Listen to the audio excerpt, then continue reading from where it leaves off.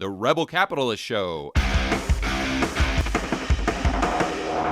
As someone who, and I don't want to put words in your mouth, but I would assume through watching your content for many, many years, you kind of lean more libertarian, and you're not a big fan of big government and central planning.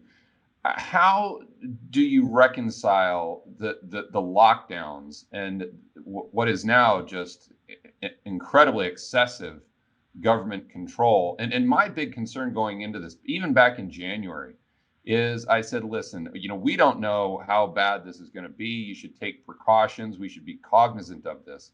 But one thing I don't want is government coming in and doing anything other than just giving us information and allowing us to make our own decisions as to how careful or not we want to be. Because once they cross that line, they never go back. I mean, 9/11 is a fantastic example of that. And I guess the extension to that question would be, now that the government has crossed this line in our lives and can just on a whim say, okay, you're locked in your house, you're in jail, you can't go to the beach, you can't open your business, you can't do these things. What happens in 3 years when we get another something that may not be as bad, but just their kind of go-to response mechanism is lockdown.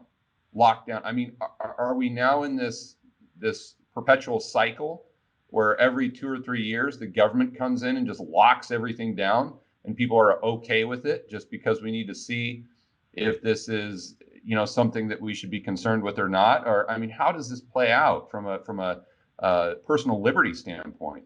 Yeah, you're exactly right.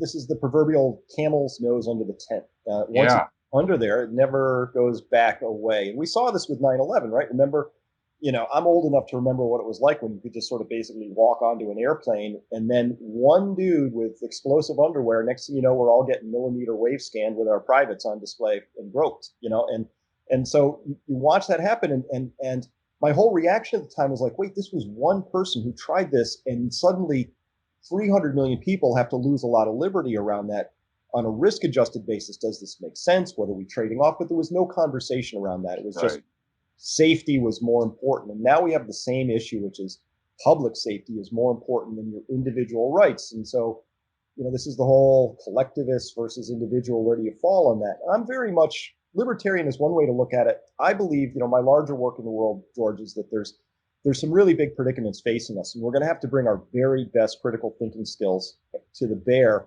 And we can only do that when individuals have freedom to speak their minds freely. And we're going the other way from that right now, and very strongly, to the point where in the New York Times, we're seeing this now. They're arguing that vaccinations ought to be mandatory, right? Which means that's an encroachment on the idea that you have some sense of individual agency over how and what goes into your body, right? And then to your point, is, well, what's after that, right? So that the whole sweep of this thing has been more and more and more governmental control and less individual liberty, to the point where you see now, at a whim, the mayor of LA says, you're shut down, little business with a tent outside, but these movie people with their tents, they can still serve food.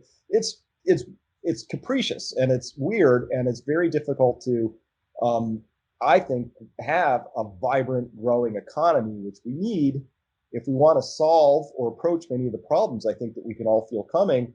I'm a big believer that we need that individual agency.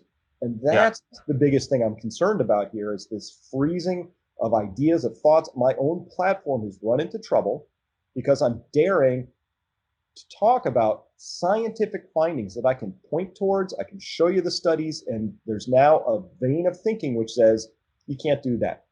Leave that to the government will tell you when it's okay to have those thoughts. And so we're at that stage of the story. I think this is actually one of the most important periods of history.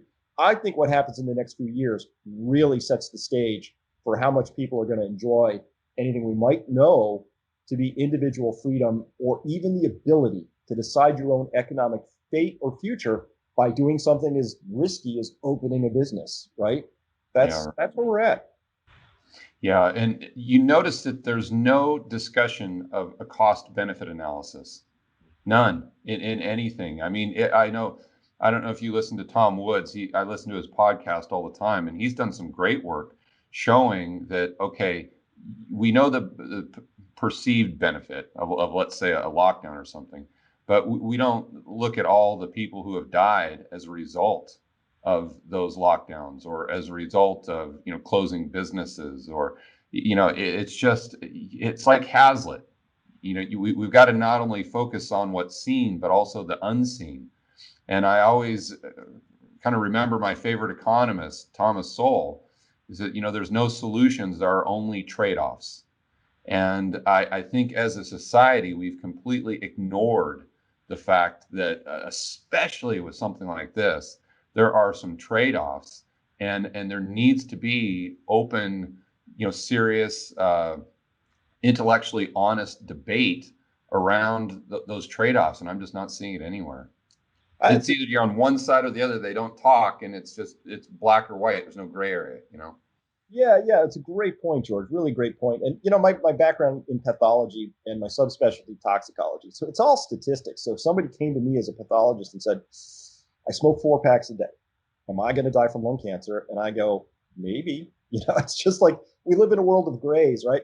So if we wrote, so right now, the most horrible thing in America is to die from COVID. There's nothing worse that could possibly happen to you. That's it. And we're going to throw everything out the window without a discussion just because it's that horrible. Maybe it's that horrible, but as a pathologist, I might go, yeah, but 3 million people a year die from alcohol, directly and indirectly, in this country. So where's the discussion? How horrible? Why isn't that horrible? Why isn't 3 million deaths from alcohol so horrible that we go back to prohibition, right? Well, because then all of a sudden people would say, hey, hold it. I think we should have a serious rocking conversation before you take my right to drink away. But that's coming if we don't have this conversation now. Do I want to catch COVID? No. Is it a bad disease if you get it and it's untreated? Yes. Is it worth the cost of the lockdowns? No, because we haven't had that trade-off conversation. I named alcohol. I could name you 10 things that are higher on the risks thing that are worse than that, right?